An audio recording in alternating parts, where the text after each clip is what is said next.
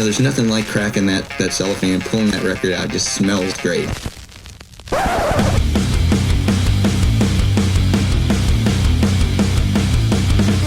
Welcome to BODS Mayhem Hour. Non-stop hardcore energy. I love the show, guys. You're awesome. Unlike any other. With your host, John the Bod, a.k.a. the Bod Father. Man, this stuff rocks. Hi, it's Vicky from Signal 13. I'm the vocalist. You're listening to BODS Mayhem Hour. We're getting down and dirty with him today. The views and opinions of the guests do not necessarily reflect the views and opinions of BODS Mayhem Radio Network, its staff, affiliates, or sponsors. Parental discretion is advised. Welcome to BODS Mayhem Radio Network. Hey everybody, welcome to BODS Mayhem Hour. I'm your host, John the Bod, aka the Bod Father. As always, I'm bringing you guys and gals awesome interviews. Today it's an honor and a privilege to have Vicky Starr, vocalist of Signal 13. Signal 13 has released their EP Destination Unknown and new video called Dirty. It was filmed at a pipe bending factory that has some historical ties to the band, and we're going to be talking to Vicky about all this good stuff and their new EP. So, Vicky, how you doing? And welcome to the show. Thanks, John. Appreciate being here. Doing great today. So let's just jump right into this. This band started as a cover band. When did you realize or know you wanted to create your own music and go to that next level and not be a cover band anymore? I always wanted to be an original artist, but it's the chicken or the egg. Do you have fans? Do you have a following? How many Facebook likes do you like? Do you have an Instagram? Everything is about people involved in your fans. So we had to develop that process. And then we had to make some lineup changes because when you're going to cut over from a cover project into a writing machine, people have to be able to work together and they have to understand the dream where you're going to go. And some people just don't want that. So we had to evolve into that.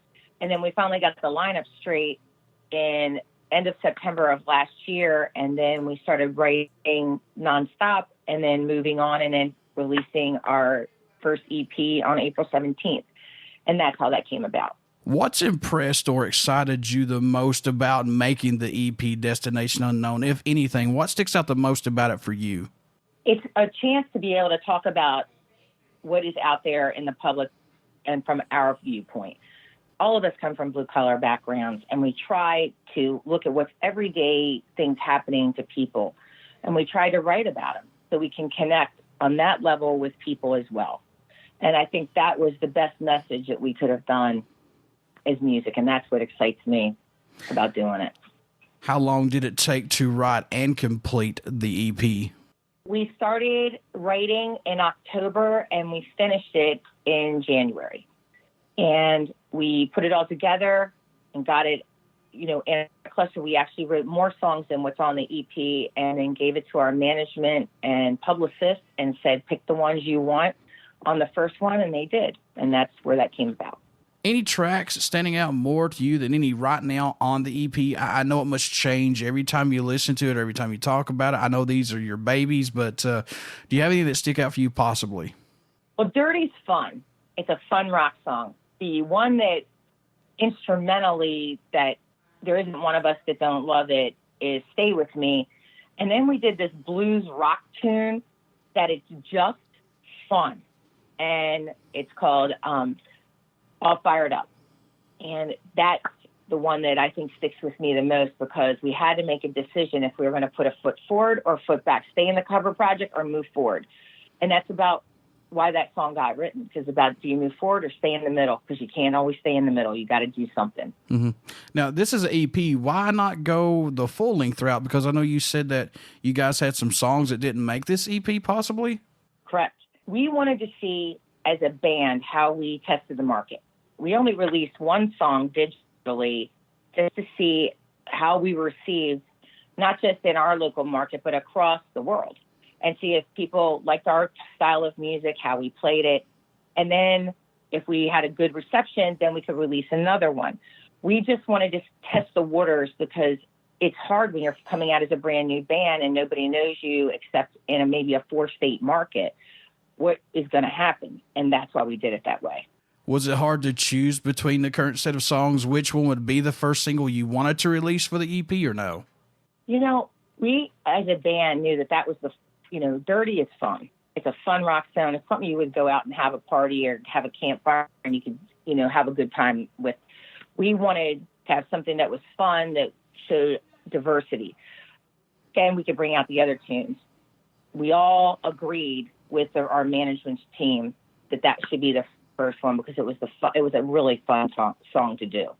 Writing the new songs, does it challenge or push you guys to come up with something new and stay fresh with your music? Does it allow you to go outside your comfort zone possibly? Do you like this? We always go outside our comfort zone.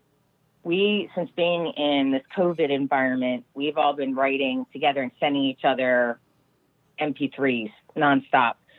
And we always challenge each other musically, instrumentally, writing-wise for the best cutting-edge music we could possibly write as a band together and how we're going to put it together for the new EP and the new songs we're going to be coming out with in the fall. We don't stick to one recipe. Let me just say that right now. A song comes out how the song comes out.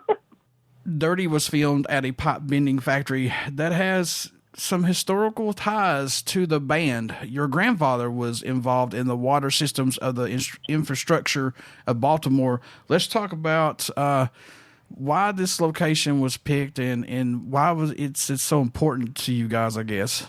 Well, the most blue-collar area in the state of Maryland revolves around Bethlehem Steel, which was the biggest steel mill area, employed a ton of people. Lever Brothers and GM Factory was there. And we wanted to pay homage to a lot of people that worked in that area where our grandparents and parents grew up. So we found a facility that was still in operation from the 1860s. And that's why we filmed that video there, because that was back to the heritage of all of us coming back from with our parents and grandparents. Now, correct me if I'm wrong, Greg Luckins, he produced the EP. Was this a learning experience for you guys and the band? How was working with him? Did he get something out of you all that maybe somebody else may not have gotten possibly? He mastered the EP. He didn't produce it. Our lead guitar player, John Lasseter, produced it as well as helped mix it. And Greg Luckins mastered it. He was really a great guy. Greg has been around for a really long time. He's done a lot of sounds, and Greg is phenomenal to work with. We worked with him, and it was like walking in and listening to a master talk to us about sound. Because one thing about Greg is also blind, and his hearing is so astute that it amazes me what he hears, and the rest of us are like, what? Did you hear that? He hears it. He's beautiful the way he hears things. Oh, wow. I did not know that. It is true that if you lose one of your senses, the other sense comes up. And his hearing is something that's spectacular. I've never seen anything like it. Yeah, you're right. You lose one sense and then another one picks up. It's crazy. I've heard that many, many times before. Who did the artwork for the EP? We had our manager locate an artist to find a picture because we didn't know where we were going or how we were going to get there. And I wanted something that showed a potential for the future and potential for if we failed. That's why the angels bent over in the background going, wow, we don't know if we made it. We don't know if we didn't. And his name was Enrique Mariga. And he is amazing as a photographer, and he found this, and he did those pictures for us. Do you see this band still musically growing to create original music from where it started from till now? We grow every day as musicians. We continuously are always challenging each other and ourselves. The principal writers in the band are John Lasseter, our lead guitar player, Pat Jenkins, the bass player, and myself. And we all write every day. And we do different things, both from a music standpoint, from a lyric standpoint, and then when we get together, we talk about what we've written, or when we're in a studio, we just run tape to see what fits to what we have and we're creating. I call it musical fusion. So when we get together, it's really unbelievable how creative the three of us can become if we're all in the same room. What do you hope everyone takes away, or message you hope they hear while listening to any of Signal 13's music in general? What do you hope they get from it? I hope they get a sense that this is everyday life that has gone on, and they can identify with some of the lyrics, or they can identify with some of the songs, because we all have different things that motivate us in life, or things that challenge us in life. And that I tried to put into a song. And that's what I like. Karma. How many times have you ever said karma's going to get you? And we were all making a joke one night going to a gig, and the rhythm guitar player, Chris, says to me, what happened if you were karma? And that's how that song started getting written right there. Mm-hmm. And I knew exactly how that was going to go. And the next day we went in the studio, recorded it, and it was on the then we sent it out. Come in, they're like, holy God, that's really good. And that's how it made it on the EP right then. It slid in.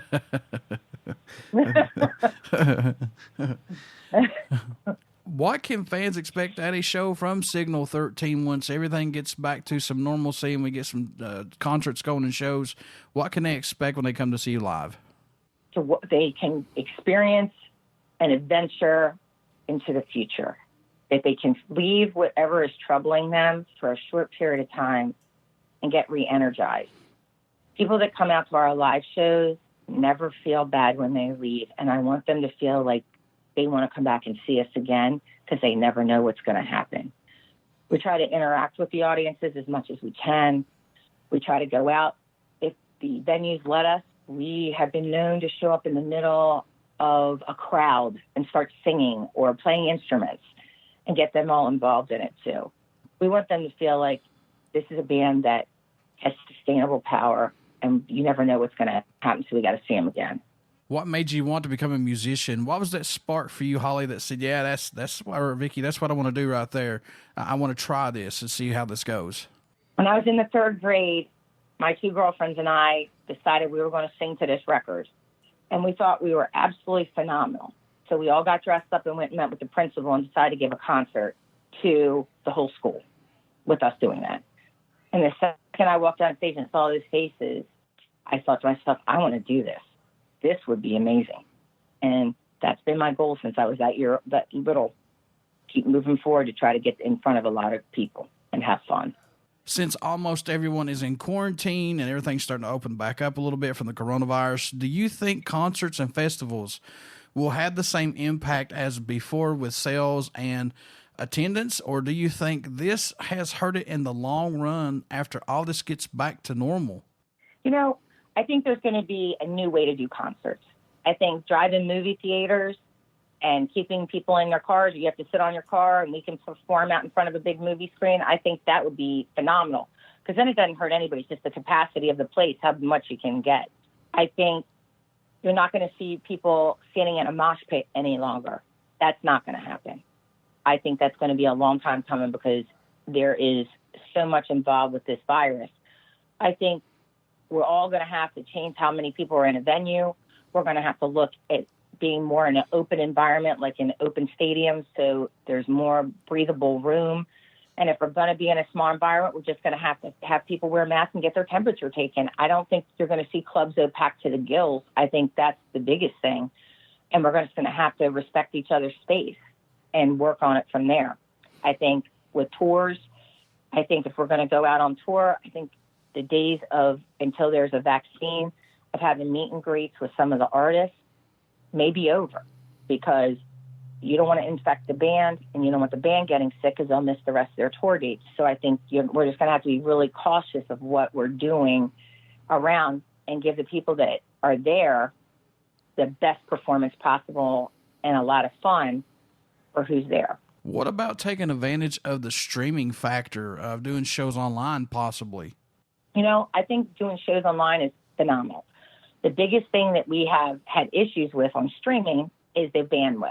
Because when you put 5 instruments together, and that includes vocals, if you add the people who are also singing, that could be 7 inches, the bandwidth, some of it drops out so much, it is a hindrance that the bands and people can't get a full-blown performance, because there's a ton of people at home watching YouTube, doing their homework.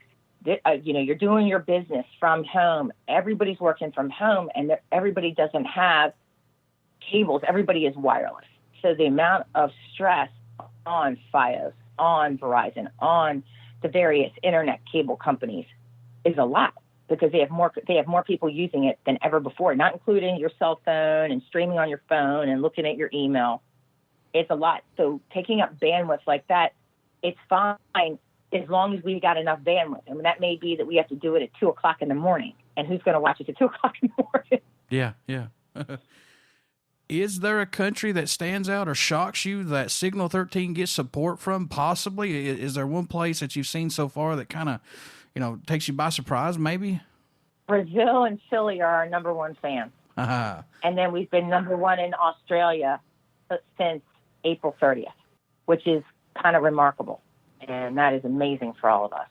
Usually when you're reaching out that far and you got fans and stuff over there, the way I've said it, man, going on for 9 years, you've kind of reached a superb metal group. That's how I should say, a superb metal group, because they're very hard pressed for metal to actually, take a band in like that. Right. So kudos. And I think it's amazing that they like us. We have over almost 90,000 views of our video now up on YouTube. We have over 60,000 streams up on Spotify. Over 50,000 people now are following us on Spotify. And we started at 0, and we went from that. And that has all happened in less than 3 weeks.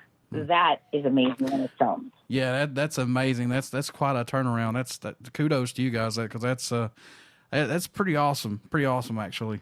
We are very fortunate to have built our team around us we are not going crazy and going on all avenues. We have a methodical way we're doing things. We are releasing the songs. We are going through the collection of songs and saying, okay, we're going to do this next. We're going to do that next. It's been a really good process. It's been a lot of work, and we're all hitting all the cylinders that we can, with everybody out there supporting us, including people like yourself, John. And we really appreciate it, because that's how our music gets heard across the world, is with everybody working together. And that's what's really important to us. I know when you were younger, you had a lot of songs that you liked, and a lot of albums that you liked, but did you have a go-to album or song when you were younger that just let you escape or made you think things would get better, possibly? Guns N' Roses, Night Train. Wow. Guns N' Roses is my go-to album, Appetite for Destruction. Slash, I love him. I would listen to anything he played, but I would. Him and Axl Rose together, I would have given anything just to been a fly on the wall to watch them record that album. It's just amazing, and that's my go-to. Because if I feel down, that picks me up. Different songs pick me up, and I listen to it all the time.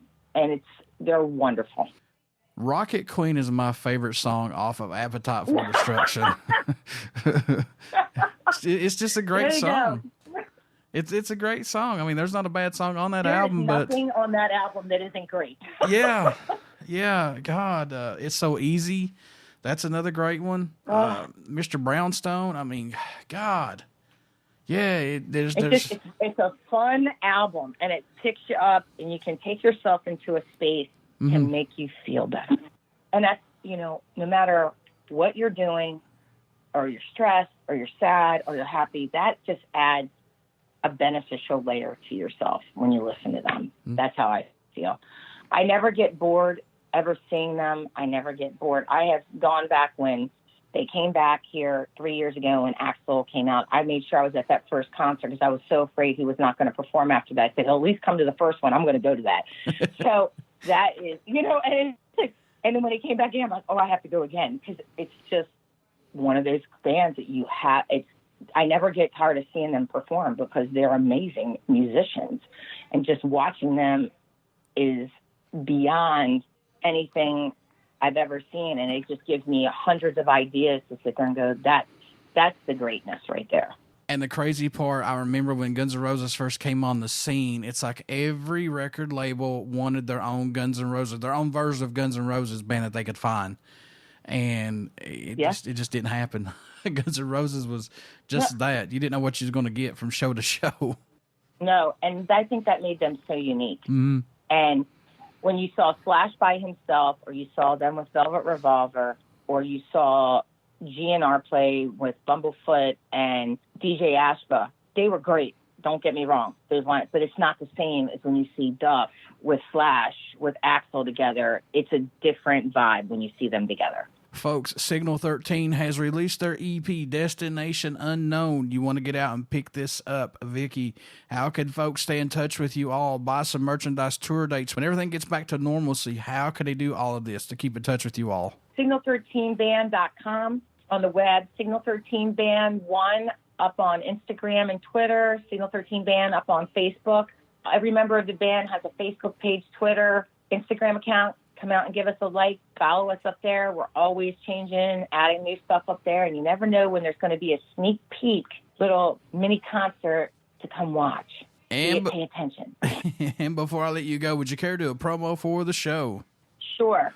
Hi, it's Vicky from Signal 13. I'm the vocalist. You're listening to BODS Mayhem Hour. We're getting down and dirty with him today. Everybody stick around. We got some great stuff coming up, and you only hear these interviews right here on BODS Mayhem Hour and BODS Mayhem Hour podcast. Please get out and check out our Facebook page. It has our podcast links, YouTube link, and all the links that we are out on, and we are out on quite a bit. And also, please get out and support Signal 13. And I wish nothing but the best for you guys, Vicky, because you guys have some great music out there right now. Oh, thank you so much. We look forward to working with you in the future. Take care. Stay safe, everyone.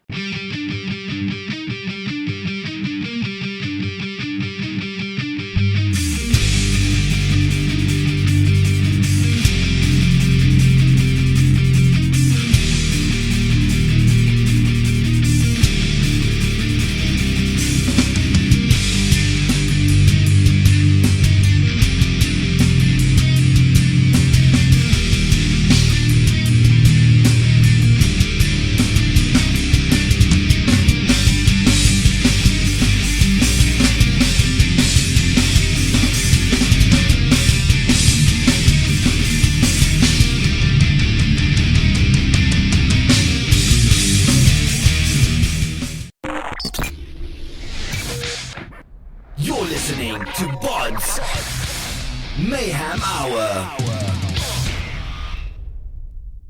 Follow us on Facebook, Twitter, and Instagram.